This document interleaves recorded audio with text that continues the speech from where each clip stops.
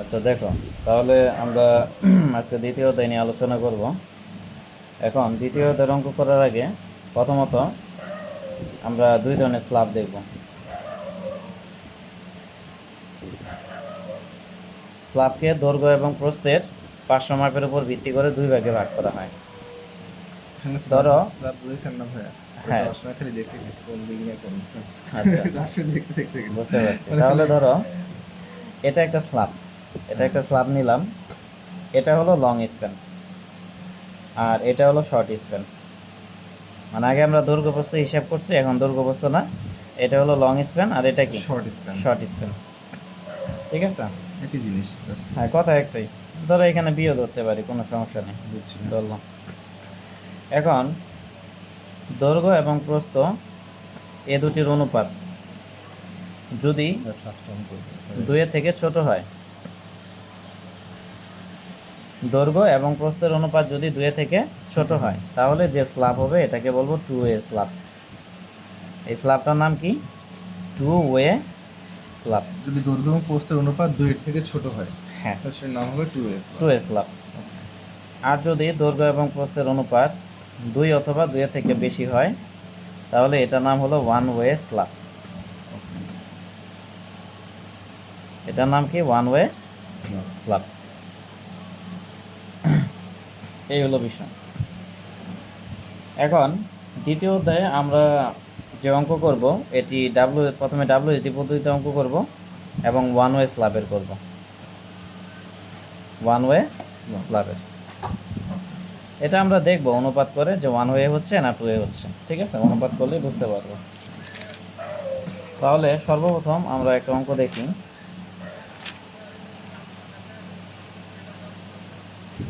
যেমন এখানে 2.4 নম্বর অঙ্কটা আমরা দেখি।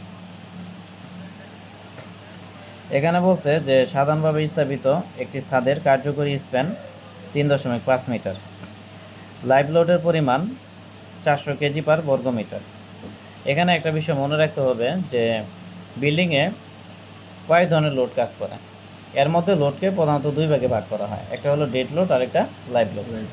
এখন ডেড লোড কি? ডেড লোড হলো বিল্ডিংয়ের নিজস্ব ওজন, যেমন পিলার হতে পারে, স্ল্যাব হতে পারে, ঠিক আছে, কলাম হতে পারে। মানে এই যে বিষয়গুলো আছে এগুলো কি বিল্ডিংয়ের ডেড লোড। মানে সময়ের সাপেক্ষে এগুলোর কোনো পরিবর্তন হয় না, এটা ডেড লোড। আর লাইভ লোড কি? ধরো এই যে মানুষজন ওঠানামা করতেছে, তারপরে ধরো বিভিন্ন ইনস্ট্রুমেন্ট আমরা ওঠানামা করতেছি, মানে যেটা সময় সাপেক্ষে পরিবর্তনশীল, এটা হলো লাইভ লোড। ঠিক আছে, তাহলে আমরা যখন ডিজাইন করব দুইটা লোড ধরেই কাজ করব, ডেড লোড ধরেও কাজ করব, লাইভ লোড ধরেও কাজ করব। এখন লাইভ লোডের পরিমাণ আছে 400 কেজি পার বর্গ মিটার। তারপরে ফ্লোর ফিনিশ, মানে ফ্লোরে যে ফিনিশিং করা হয়, এটা আছে 100 কেজি পার বর্গ মিটার। তাহলে ফ্লোর ফিনিশটা কি হবে? অবশ্যই ডেড লোডের অংশ, যেহেতু ফিক্সড এটা। হ্যাঁ, ফিক্সড। তারপরে সিলিং প্লাস্টার, এটাও ডেড লোডের অংশ, তাহলে এটা আছে 25 কেজি পার বর্গ মিটার। তথ্যাদি এপ্রাইম সি মানে সর্বোচ্চ কংক্রিটের চাপ পীড়ন, এটা দেওয়া আছে 210 কেজি পার বর্গ সেন্টিমিটার। স্টিলের পীড়ন দেওয়া আছে 1400 কেজি পার বর্গ সেন্টিমিটার। আর মডুলার রেশিও এন এর মান দেওয়া আছে 9। এখন তাহলে আমাদের কি করতে বলছে? বিমটা, স্ল্যাবটা ডিজাইন করতে বলছে। এখন ডিজাইনের প্রথম ধাপ কি? প্রথম ধাপ হলো যে ডিজাইন লোড বের করা। তাহলে আমাদের কাজ হলো প্রথমত ডিজাইন লোড বের করব। এই জন্য লিখবো যে ধাপ 1 ডিজাইন লোড নির্ণয়।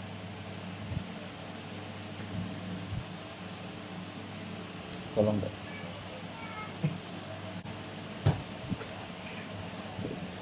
তাহলে আমরা লিখবো যে ডিজাইন লোড নির্ণয় 1 নম্বর ধাপে। এখন এখানে স্ল্যাবের স্প্যান দৈর্ঘ্য কত দেওয়া আছে? 3.5 মিটার। প্রশ্ন, তাহলে আমরা লিখবো যে স্ল্যাবের স্প্যান, ছাদের স্প্যান ছাদ বা স্ল্যাব একই কথা, ঠিক আছে। স্ল্যাবের স্প্যান, ছাদটা এক ধরনের স্ল্যাব।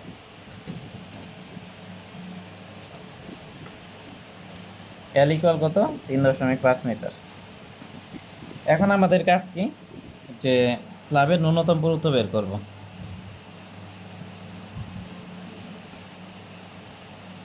স্ল্যাবের ন্যূনতম পুরুত্ব।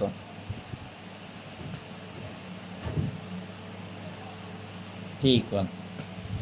এখন এখানে যে স্ল্যাবটা দেওয়া আছে এটা কি সাধারণভাবে স্থাপিত স্ল্যাব।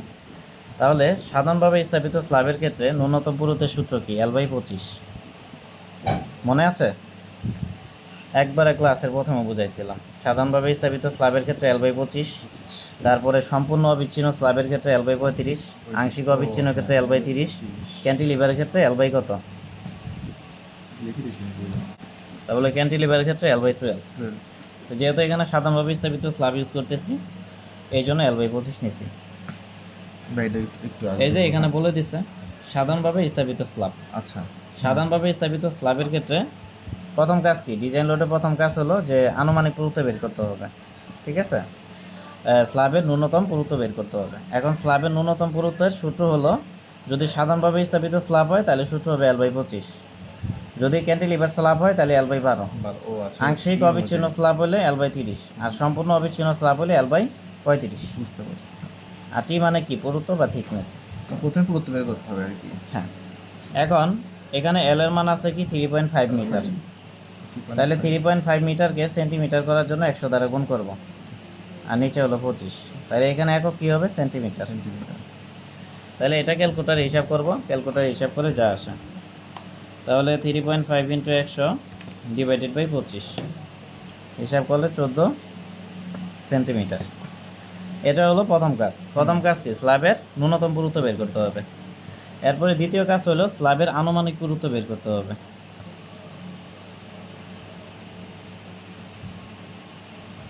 প্রথমে ন্যূনতম পুরুত্ব, পরে আনুমানিক পুরুত্ব। হ্যাঁ, আনুমানিক পুরুত্ব, এগুলো সব মুখস্থ রাখতে হবে ধাপগুলা। ঠিক আছে, দেখবেন সব ক্ষেত্রে একই নিয়ম, জাস্ট হচ্ছে একই নিয়ম। সাধারণ ব্যয় অনুযায়ী চেঞ্জ হবে। হ্যাঁ, এখানে সূত্রগুলো শুধু চেঞ্জ হবে, নিয়ম এক, ধারা এক। আচ্ছা, তাহলে আনুমানিক পুরুত্ব, আনুমানিক পুরুত্বের সূত্র হলো যে 3.3L থেকে 4.4L আনুমানিক পুরুত্ব এর মধ্যে আমরা নিতে পারবো, মানে 3.3L থেকে 4L, এর মধ্যে থেকে আমরা 4Lটাই নিই। ঠিক আছে, সব ক্ষেত্রে 4L ইউজ করব। তাহলে 4 নিলাম ইন্টু এল, এল এর মান কত 3.5, 3.5 নিলাম। এটা কি ইয়ে করতে হবে না ভাই? সেন্টিমিটারকে মিটার করা লাগবে না? হ্যাঁ, এটা বলছি। এখানে যে ফর্মুলা, এই ফর্মুলা অনুসারে মান বসাবো মিটারে, চলে আসবে সেন্টিমিটারে। মানে ফর্মুলাটাই এমন, আমরা দৈর্ঘ্যের মান বসাবো মিটারে, হ্যাঁ, পুরুত্বের মান চলে আসবে সেন্টিমিটারে অটোমেটিক্যালি। আচ্ছা আচ্ছা, ঠিক আছে, এরকম ফর্মুলা। তাহলে দেখো, এখন 4-এর সাথে 3.5 গুণ করবো, গুণ করে 14 আসছে। হ্যাঁ, তাহলে দুইটাই কি 14 করে, দুইটাই সমান। কিন্তু কথার কথা, এখানের মধ্যে যে কোনো একটা বেশি যদি আসতো, যেটা বেশি আসবে সেটাই ভাই নিব। এটা তো মিটার করে ফেলছেন, এটা সেন্টিমিটার লিখলেন এখানে। এখানে দেখো, এখানে যে ফর্মুলা, এই ফর্মুলা অনুসারে তুমি যদি দৈর্ঘ্যের মান 3.5 মিটার নাও, তাইলে পুরুত্বের মান মিটারই আসবে। মানে দৈর্ঘ্যের মান যদি 3.5 মিটার নাও, পুরুত্বটা কি মিটারই আসবে। আর এখানে 3.5 মিটারকে আমরা 100 দ্বারা গুণ করে সেন্টিমিটার করছি, এই জন্যই সেন্টিমিটার আসছে। মানে এখানে বিষয়টা হলো, তুমি যদি মিটারের মান নাও তাহলে মিটার আসবে, দৈর্ঘ্যের মান নিবা মিটারে, পুরুত্বের মান চলে আসবে সেন্টিমিটারে, অটোমেটিক্যালি চলে আসবে। ফর্মুলাটা এইভাবে তৈরি করা হয়েছে। মানে এখানে আউটপুট দিব মিটার, ইনপুট আসবে সেন্টিমিটার। ও আচ্ছা, আর এখানে ইনপুট যা দিবা আউটপুট তাই আসবে। ও আচ্ছা আচ্ছা, বুঝতে এই হলো বিষয়। তাহলে আশা করি বুঝতে পারছো। পারছি। এখন ন্যূনতম পুরুত্ব এবং আনুমানিক পুরুত্ব, এই দুইটার মধ্যে যেটার মান সব থেকে বেশি হবে সেটাই আমরা নিব। দুটোই সেম আসছে। দুইটাই সেম, তাহলে 14ই নিব। হুম, কিন্তু যদি যে কোনো একটা বেশি আসে, যেটা বেশি আসবে সেটা ধরেই কাজ করব। ঠিক আছে, তাহলে লিখব যে অতএব স্ল্যাবের পুরুত্ব,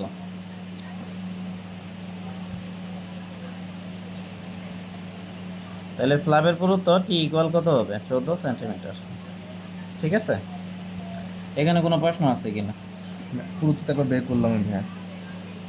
দেখো, এখানে একটা বের করছি ন্যূনতম পুরুত্ব, আর একটা বের করছি আনুমানিক পুরুত্ব। হ্যাঁ, এখন স্ল্যাবের যে পুরুত্ব নিব, এই পুরুত্ব হবে এখানের মধ্যে যে মানটা সব থেকে বেশি আসবে সেটা। বুঝছি না, কিন্তু যেহেতু দুইটাই সমান মান, সেজন্য আমরা 14 সেন্টিমিটার নিচ্ছি। বুঝছি বুঝছি। এই হলো বিষয়। আচ্ছা, স্ল্যাবের পুরুত্ব হলো। এখন আমরা এরপরে সর্বপ্রথম ধাপ কি, সর্বপ্রথম কাজ হলো স্ল্যাবের ওজন বের করা, মানে এটা ডেড লোডে পড়বে। তাইলে এখন আমরা লিখব যে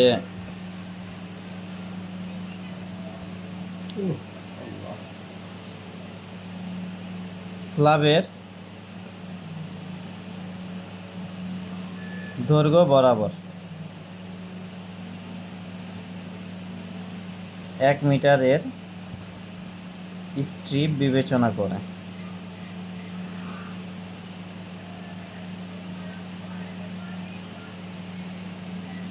দেখো এখানে স্ল্যাবের যে স্প্যান দৈর্ঘ্য আছে এটা 3.5 মিটার। আর আমরা এখানে যে সূত্রগুলো লিখছি এগুলো হলো প্রতি মিটারে কত, মানে 1 মিটারে কত, প্রতি মিটারের উপর ভিত্তি করে প্রতিষ্ঠিত। এখন যেহেতু আমাদের সূত্রগুলো প্রতি মিটারে বা পার মিটারে হিসাব করা হয়, এক্ষেত্রে এখানে স্ল্যাবের দৈর্ঘ্য যাই থাকুক না কেন এটাকে আমরা 1 মিটার ধরে কাজ করব। মানে স্ল্যাবের দৈর্ঘ্য যদি এখানে 4 মিটার থাকে, এই 4 মিটার থেকে 1 মিটারে হিসাব করব। 5 মিটার থাকলেও 5 মিটার থেকে আমরা 1 মিটার হিসাব করব। তারপরে ওই 1 মিটারের সাপেক্ষে পুরাটার হিসাব করব। ঠিক আছে, ঐকিক নিয়ম অনুসারে। এই জন্য আমরা লিখছি যে স্ল্যাবের দৈর্ঘ্য বরাবর 1 মিটারের স্ট্রিপ বিবেচনা করে। স্ট্রিপ মানে ফালি বা ক্ষুদ্র অংশ, মানে পুরাটা আছে 3.5 মিটার, এটার যদি 1 মিটার করি তাহলে কি একটা ক্ষুদ্র অংশ হবে, এটাকে স্ট্রিপ বা ফালি বলে, মানে একটা ক্ষুদ্র অংশ। তাইলে প্রথমে হলো 1 নম্বরে এটা যাই থাকে 1 মিটার ধরে হিসাব করব। 1 ধরে কাজ করতে হবে। স্ল্যাবের ওজন,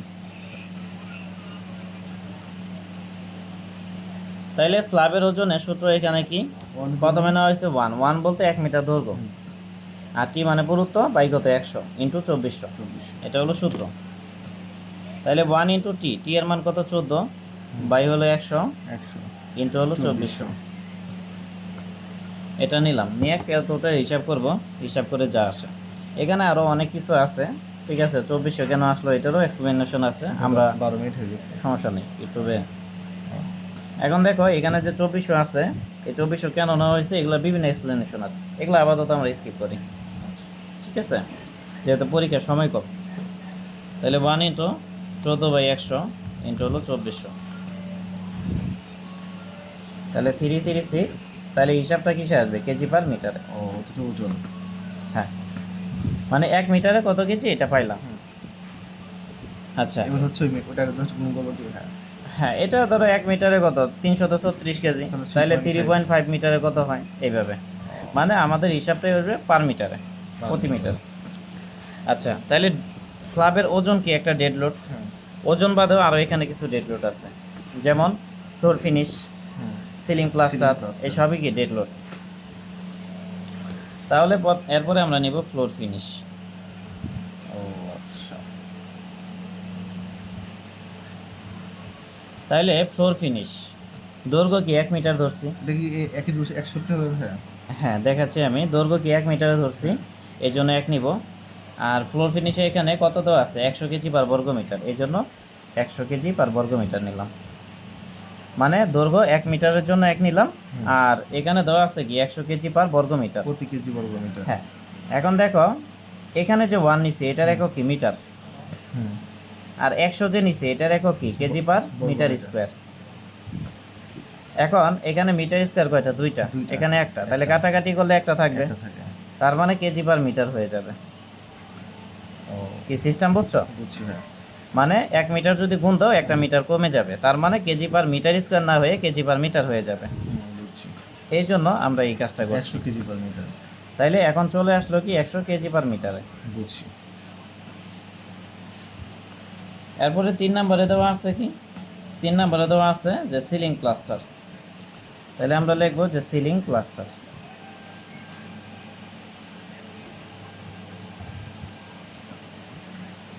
তাহলে সিলিং প্লাস্টার এখানে একইভাবে 1 নিব, আর মান দেওয়া আছে কত 25, তাহলে হিসাব করলে 25 কেজি পার মিটার। তারপরে লাইভ লোডের পরিমাণ দেখো 400 আছে। এটা কি এখানে হিসাব করতে হবে? হ্যাঁ, প্রথমে ডেড লোড নিলাম, মানে WSD এর ক্ষেত্রে একসাথে হিসাব করব, আচ্ছা, কিন্তু ESD এর ক্ষেত্রে আলাদা আলাদা করে হিসাব করা হয়, ঠিক আছে। আর ডব্লিউজি ফুল মিনিং কি? WSD এর ফুল মিনিং হলো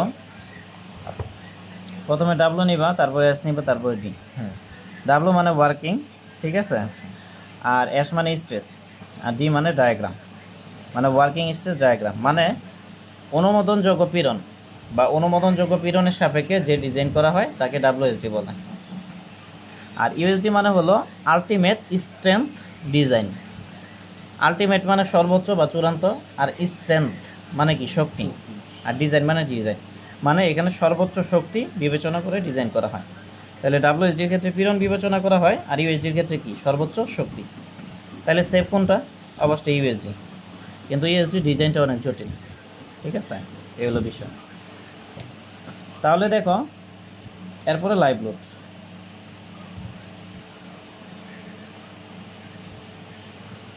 তাহলে লাইভ লোডের ক্ষেত্রে একই এক দিব, আর এখানে লাইভ লোডের পরিমাণ কত? 400 দেওয়া আছে। তাহলে হিসাব করলে 400 কেজি পার মিটার আসবে, এটা দিলাম। তাহলে আর তো কোনো লোড নেই, আছে না। তাহলে ডিজাইন লোড মানে কি? প্রত্যেকটা লোডকে কম্বিনেশন করতে হবে এইভাবে। এখন সবগুলো হিসাব করব, হিসাব করে দেখি কত আসে। 3 3 6 যোগ 100 যোগ 25 যোগ কত? 400। তাহলে হিসাব করলে 861 KG per metre. KG per metre. এটার মানে হলো ওমেগা। আচ্ছা, ওমেগা মানে কি? প্রতি মিটারে কত কেজি বল আছে, এটাই ওমেগা। তাইলে এখানে কোনো প্রশ্ন আছে কিনা? থাকলে বলতে পারো। না, এটা একটু বুঝছি ভাই, খুব একটা জটিল লাগে না। আচ্ছা, বাকিগুলো সহজ। ডিজাইন মানেই ধাপগুলো শুধু মুখস্থ, আর কিছুই না। সূত্র মুখস্থ, ধাপ মুখস্থ। 2 নাম্বার ধাপে হলো সর্বোচ্চ শিয়ার বা শিয়ার বল। এই যে এই সূত্রটা। ধাপে সবগুলো করা লাগবে। হ্যাঁ, সর্বোচ্চ শিয়ার বল। ঠিক আছে, তাইলে সর্বোচ্চ শিয়ার বলের ক্ষেত্রে সূত্র কি পড়ছি? যে সাধারণভাবে স্থাপিত স্ল্যাব এবং সম্পূর্ণ অবিচ্ছিন্ন স্ল্যাব, এটার ক্ষেত্রে সূত্র হলো B equal omega L by 2। তাইলে সর্বোচ্চ শিয়ার দিলাম, সূত্র হলো B equal to omega L by 2। তাহলে ওমেগার মান কত? 861। এল এর মান এল এর মান কত? 3.5, আর নিচে 2 নিলাম। এটা কি সেন্টিমিটার করার প্রয়োজন নাই ভাই? হ্যাঁ, এটা কি সেন্টিমিটার করা লাগবে না? না, এখানে অটোমেটিক্যালি চলে আসবে। এল এর মান কি মিটার আছে, আর ওমেগার মান তো মিটারই আছে, তাহলে সেন্টিমিটার করার কোনো প্রয়োজন নেই। 861 ইন্টু 2.5 ডিভাইডেড বাই কত? 2। তাহলে এটা হিসাব করলে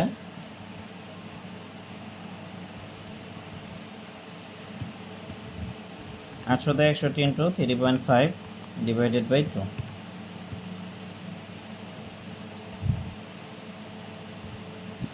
কিভাবে মিলে? আচ্ছা, এটা হিসাব করলে 1506.75 এটা আসবে।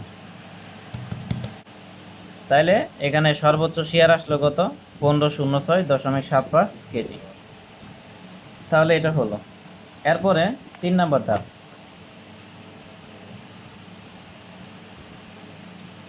3 নাম্বার ধাপে হলো যে সর্বোচ্চ বেন্ডিং মোমেন্ট। সর্বোচ্চ বেন্ডিং মোমেন্ট। এখন দেখো, আমরা জানি যে সর্বোচ্চ বেন্ডিং মোমেন্ট সাধারণভাবে স্থাপিত স্ল্যাবের ক্ষেত্রে ওমেগা এল স্কোয়ার বাই 8, আর সম্পূর্ণ অবিচ্ছিন্ন স্ল্যাবের ক্ষেত্রে কি? Omega L square by 12। তাহলে আমরা এখন কোনটা নিচ্ছি? সাধারণভাবে স্থাপিত স্ল্যাব। তাইলে এই ক্ষেত্রে সূত্র হবে M is equal to omega L square by 8। এখন ওমেগার মান কত? ওমেগার মান পাইছি আমরা 861 নিলাম, আর এল এর মান কত? 3.5 স্কোয়ার নিলাম, আর ডিভাইডেড বাই 8 নিলাম। এখানে কোনো প্রশ্ন আছে? না। এটা নিলাম। এখন এই যে এল এর যে মানটা আছে, এটা কি মিটারে আছে? 100 গুণ দিয়ে সেন্টিমিটার করে দিলাম। মোমেন্টের একক হলো কেজি মিটার বা কেজি সেন্টিমিটার। সেন্টিমিটার করতে হবে? হ্যাঁ, করতে হবে এটা। তাহলে মোমেন্টের একক হলো কেজি মিটার। ওমেগার মানটা তাহলে কিসে বাড়াইছে? ওমেগার মানটা মিটার, এল এর মানটা মিটার। এখন মোমেন্টের একক হলো কেজি মিটার বা কেজি সেন্টিমিটার, আমাদের রাখতে হবে কেজি সেন্টিমিটারে। ঠিক আছে, এই জন্য এই মানগুলো যেহেতু মিটার আছে, মিটার থেকে সেন্টিমিটার করার জন্য 100 দ্বারা গুণ দিচ্ছি। মোমেন্ট একক KG centimetre. KG metre, KG centimetre. তো কেজি মিটার থেকে কেজি সেন্টিমিটার করার জন্য 100 দ্বারা আমরা গুণ করছি। এই হলো নিয়ম। আচ্ছা, তাইলে এখন এটা ক্যালকুলেটর হিসাব করব। হিসাব করে যা আসে, তাহলে 861 into 3.5 square divided by 8 into কত 100, তাহলে এটা হিসাব করলে 131840 6 নিলাম, তাহলে আসলো কেজি সেন্টিমিটার। এই যে তারপরে 4 নাম্বার ধাপ। 4 নাম্বার ধাপ কি? স্ল্যাবের কার্যকরী গভীরতা। তাহলে আমরা ধাপ 4 দেব, আর এখানে লিখবো যে স্ল্যাবের কার্যকরী গভীরতা।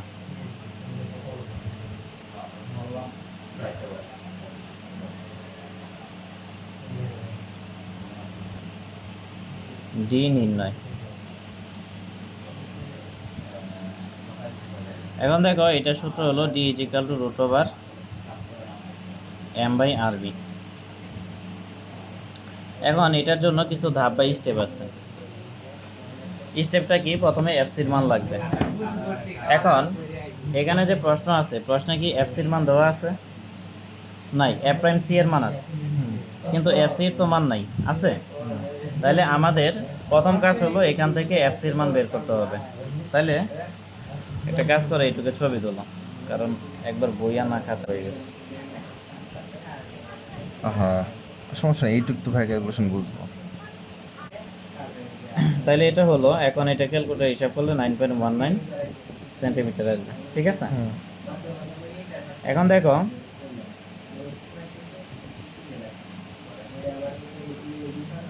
স্ল্যাবের ক্ষেত্রে ধরো এটা একটা স্ল্যাব, মাঝ বরাবর আমরা একটা রেখা নিব বরকেন্দ্র বরাবর। এই রেখাটার নাম হলো নিউট্রাল অ্যাক্সিস। Neutral Axis. তাহলে এর উপরে যে এলাকা আছে এটাকে বলে চাপ এলাকা। এই চাপ এলাকায় কংক্রিট থাকে। কে থাকে? কংক্রিট। আর নিচে যে এলাকা আছে এটার নাম হলো টান এলাকা। এই টান এলাকায় রড থাকে। টান এলাকায় কি থাকে? এই যে এগুলো হলো রডের সেকশন। আরেকটু একবার দেখানোর জিনিসটা, এই জিনিসটা কি বলে এটা? এটা হলো একটা স্ল্যাবের সেকশন। আচ্ছা, স্ল্যাবের যেহেতু সেকশন, স্ল্যাবের ভরকেন্দ্র বরাবর আমরা একটা অ্যাক্সিস নিব বা রেখা নিব। এটার নাম হলো নিউট্রাল অ্যাক্সিস বা নিরপেক্ষ রেখা। এখন নিরপেক্ষ রেখার যে উপরের অংশ আছে এটাকে বলে চাপ এলাকা। উপরের অংশকে কি বলে? চাপ এলাকা। এই চাপ এলাকায় কংক্রিট থাকে। ওকে। আর নিচে যে এলাকা আছে এটার নাম হলো টান এলাকা। এই টান এলাকায় রড থাকে। এখন দেখো এগুলো হলো একটা রডের সেকশন, মানে প্রস্থ সেট। এটা যদি একটা রড হয় তাহলে এটার প্রস্থ সেটটা কি? বৃত্তাকার না? এই বৃত্তাকার অংশটা দ্বারা রডকে বোঝানো হয়েছে। এখন এখানে যে আমরা কার্যকরী গভীরতা ডি এর মান বের করছি, এই কার্যকরী গভীরতা মূলত কি? এটা মূলত হলো যে স্ল্যাবের এই উপরের অংশ থেকে রডের কেন্দ্র পর্যন্ত দূরত্ব। এটা হলো কার্যকরী গভীরতা ছোট হাতের ডি। আর যদি মোট গভীরতার কথা বলি তাহলে এটা টোটালটা এখান থেকে এই পর্যন্ত। তাইলে এখান থেকে এই পর্যন্ত হলো মোট গভীরতা বা পুরুত্ব, মানে স্ল্যাবের থিকনেস। তাহলে পুরুত্বকে কি? ডি দ্বারা প্রকাশ করা হয়। আর মোট গভীরতাকে কি? বড় হাতে ডি দ্বারা প্রকাশ করা হয়। মূলত টি বা ডি একই কথা। কি বুঝতে পারছো? এখন এই যে কার্যকরী গভীরতা পাইছি, এটা থেকে আমরা মোট গভীরতা ডি এর মান বের করব। এটার জন্য কি করতে হবে? এটার জন্য যে কাজ করতে হবে, এখান থেকে এই পর্যন্ত, মানে উপর থেকে রডের সেন্টার পর্যন্ত মাপ হলো কি? ডি। তাইলে এই রডের সেন্টার থেকে একবারে নিচ পর্যন্ত একটা মাপ আছে। রডের সেন্টার থেকে, মানে এই যে এখানে যে রডটা আছে এটা আমি একটু বড় করে আঁকি। আচ্ছা, এটা ধরো রডের সেন্টার। তাহলে এই সেন্টার পর্যন্ত মাপ কি? ডি। উপর থেকে সেন্টার পর্যন্ত। তাহলে এখান থেকেও তো এই পর্যন্ত একটা মাপ আছে, আছে কি না? আছে। এখন ধরো রডের যে ব্যাস, এটাকে ধরো ফাই ধরলাম, রডের ব্যাসকে ফাই ধরলাম। ব্যাস মানে কি? এখান থেকে এই পর্যন্ত। তাহলে এখান থেকে এই পর্যন্ত মাপটা কি? ব্যাসের অর্ধেক হবে, তার মানে 5/2। কি কথা বুঝছো? তার মানে এই সেন্টার থেকে একবারে নিচ পর্যন্ত হবে 5/2। মানে এই পুরাটা যদি 5 হয়, রডের ব্যাস হয়, এখান থেকে এই পর্যন্ত কি? রডের অর্ধেক না? রডের ব্যাসার্ধ। তাহলে ব্যাসার্ধ কি? ব্যাসার্ধ হলো ব্যাসের অর্ধেক। মানে এখান থেকে এই পর্যন্ত পুরাটার মান হলো 5। আচ্ছা। আর এখান থেকে এই পর্যন্ত হলো অর্ধেক, এখান থেকে এই পর্যন্ত হলো অর্ধেক। তুমি যদি এখান থেকে এই পর্যন্ত বের করো তাহলে কি হবে? 5/2 হবে। ঠিক আছে? তার মানে এখান থেকে এই পর্যন্ত মাপ কত? 5/2। 5/2 আর এখান থেকে যে এই পর্যন্ত মাপ আছে এটাকে বলে সিসি। এটাকে বলে কি? সিসি। সিসি মানে ক্লিয়ার কভারিং বা মুক্ত কভারিং। সিসি মানে আবার সিমেন্ট কংক্রিট না। আচ্ছা এখানে সিসি দ্বারা বোঝাচ্ছে ক্লিয়ার কভারিং বা মুক্ত কভারিং। তার মানে রডের কার্যকরী গভীরতা থেকে যদি মোট গভীরতা বের করি, তাহলে এই ক্ষেত্রে কি প্রথমত কার্যকরী গভীরতা যোগ করতে হবে, তারপরে 5/2 যোগ করতে হবে, তারপরে কি সিসি যোগ করতে হবে। এইটা যোগ করলে এটা আমরা বুঝছি, পুরোটা পেয়ে যাব। এটা হ্যাঁ এটা আরো একটা প্রবলেম। হ্যাঁ দেখো এখান Last থেকে এই পর্যন্ত কি, হ্যাঁ এটা বুঝছি। তাহলে এখান থেকে এই পর্যন্ত কি 5/2, 5/2 আর এখান থেকে এই পর্যন্ত CC কি সিসি। তো এই তিনটাই যদি তুমি যোগ করো তাহলে কি পুরোটা পেয়ে পুরোটা যাবে না? পাচ্ছি, হ্যাঁ হ্যাঁ। এই পুরোটা মানেই রডের মোট গভীরতা। এন হ্যাঁ, টি বা ডি, ও টি বাটি। কি বুঝতে পারছো? তাইলে এখন আমরা লিখব যে রডের না স্ল্যাবের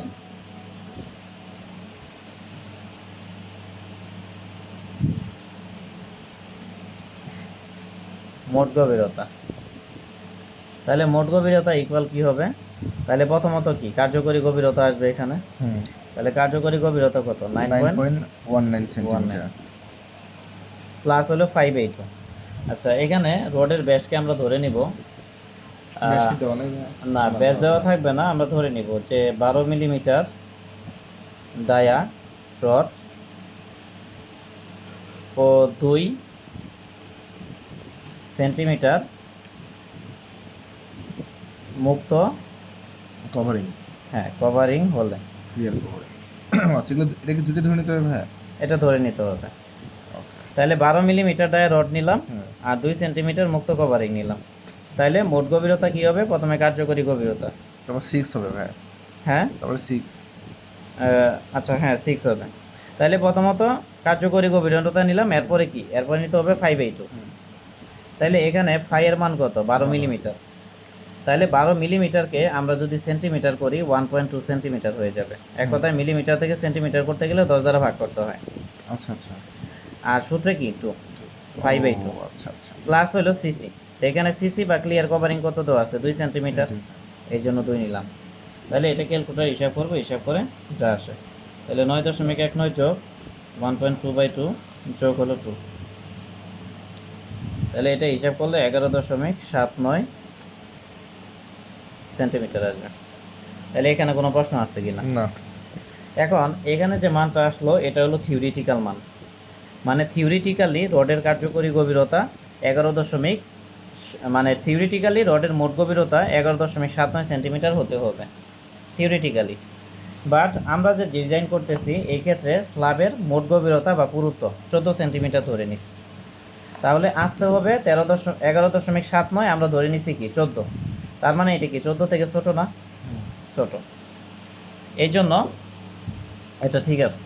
ওকে, মানে হতে হবে 11.79, কিন্তু আমরা পুরুত্ব 14 সেন্টিমিটার ধরে নিছি। তাহলে এই ক্ষেত্রে বেশি ধরে নিছি। রডের ক্ষেত্রে মানে স্ল্যাবের ক্ষেত্রে বেশি গভীরতা ধরে নিলে কোনো সমস্যা নেই। কেন সমস্যা নাই? এর কারণ হলো দেখো এখানে এস বলতে বোঝাচ্ছে স্টিলের ক্ষেত্রফল বা রডের ক্ষেত্রফল, আর এখানে কি কার্যকরী গভীরতা। তাহলে একটার সাথে আরেকটা কিভাবে আছে? সমানুপাতিকে না ব্যস্তানুপাতিকে? অবশ্যই ব্যস্তানুপাতিকে। তার মানে কার্যকরী গভীরতা যত বেশি হবে রডের পরিমাণ তত কম লাগবে, আর কার্যকরী গভীরতা যত কম হবে রডের পরিমাণ তত কি বেশি লাগবে। ব্যস্তানুপাতিক সম্পর্কটা কি? একটা কমলে আরেকটা বেড়ে যায়, আরেকটা বাড়লে আরেকটা কমে যায়।